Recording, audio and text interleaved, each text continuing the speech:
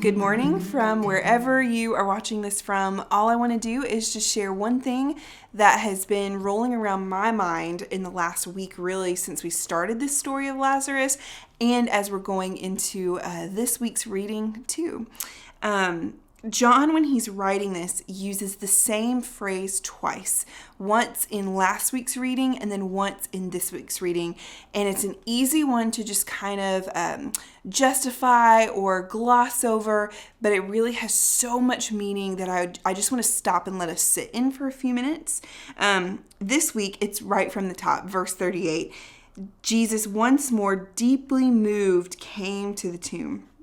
And it's this idea of deeply moved. What does that mean?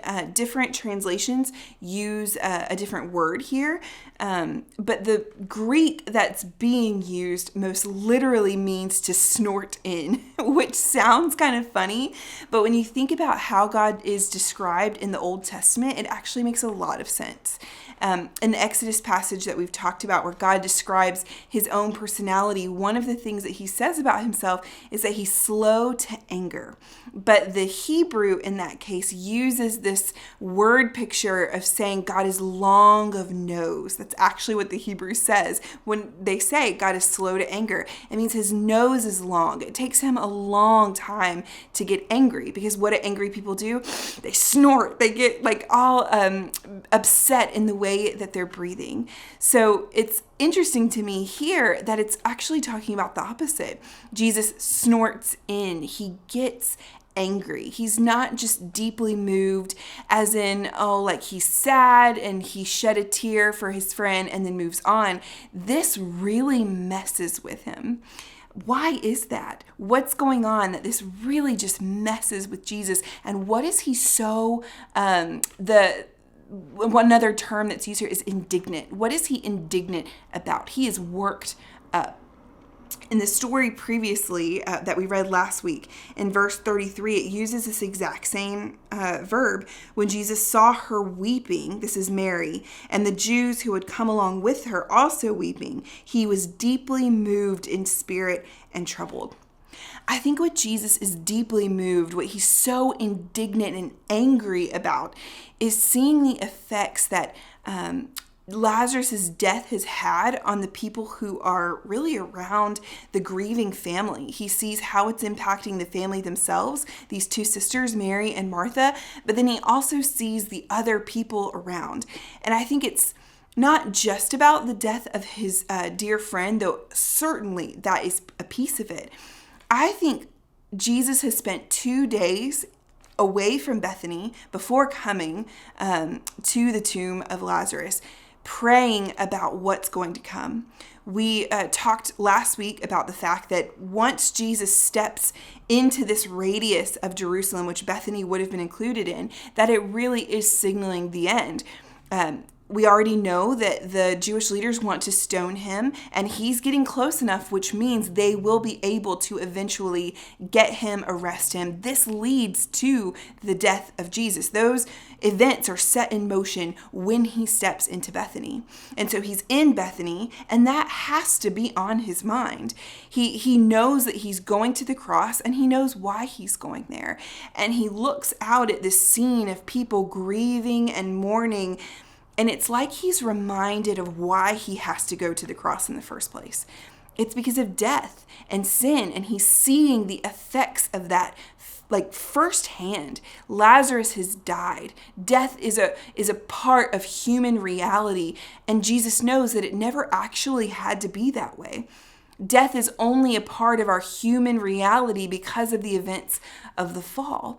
It's because humans chose to define what's right in their own eyes, to give in to the temptation of sin and death. And every generation since the fall has done that in their own way, right? Jesus looks out and he sees the impact that those decisions have had over generations and generations and generations. He sees the hold that death has on the people of God, and he is indignant about it. In the email, I wrote he's ticked. Jesus is so deeply moved. He's snorting in is the word picture that's used, because he knows it doesn't have to be this way. And I love, last week we talked about the different kinds of love that are used. And when Jesus describes, or when John describes the love that Jesus has for this family, he uses the word agape, the Greek word agape, which is the sacrificial, deep love, the kind of love that's not built on just feeling, but it's built on action. And so Jesus being deeply moved here, both of these times, first when he just sees the grief with Mary and Martha and all the people who are gathered, and now in this week's reading, again, as he comes to the tomb and is again confronted face to face with death and the realities of it, his own impending death to come, Jesus has to act. It's his agape love that he has, not just for Lazarus, Mary, and Martha, but for you and me. That's what's on his mind, knowing what it will cost him.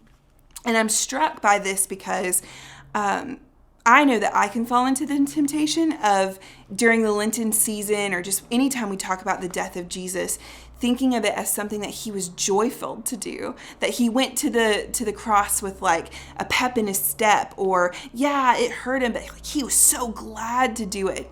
And sure, there was a part of Jesus who I think was glad to do it, but not in the way that we think of, not with like a smile on his face. Jesus, this was something he didn't necessarily want to do with every fiber of his being. We see him in the Garden of Gethsemane later saying, Lord, take this burden from me, but not my will be done, but your will be done. And so this image of Jesus being deeply moved at the impacts of sin and death that he sees around, knowing what it's going to cost him, is really just changing the way I'm entering into the Lenten season this month. We're going to celebrate Ash Wednesday on the 22nd. Really, and celebrate is probably not even the right word. We're going to mark and commemorate Ash Wednesday, where we really look at our own mortality. And I think this is a story where Jesus is seeing his mortality. God, given flesh, come to die, to prevent the kind of grief and mourning that he is witnessing firsthand in Jesus. That's what he came to do. He came to die so that we wouldn't have to mourn or grieve, that one day every tear would be wiped away from our eye, and that kind of impact, that death wouldn't have to have the same sting. And I think that's just a new thing for me to see this week in this story. The humanity of Jesus a little bit more, but even just, I think we need to take some time this week to have that same kind of experience, to look around the world and think, what are the impacts of sin and death, both for us personally and for the people in our communities? What is it about the world that causes you to snort in, to be indignant, to be deeply moved, and not just gloss over that? Don't let it be something that you're deeply moved for a moment and then you're able to fully move on. Like, sit in that for a moment, especially as we enter into the Lenten season. Allow yourself to be deeply moved like Jesus is deeply moved, and pay attention to what it is about the world that does that for you.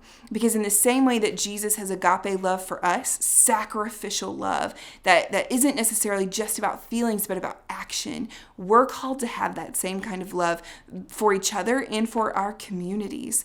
So what is it that deeply moves you? And how can you be inspired or moved to act because of your great love for the community or the people around you? I hope that makes some kind of sense and helps you this week as you continue in this story with Lazarus.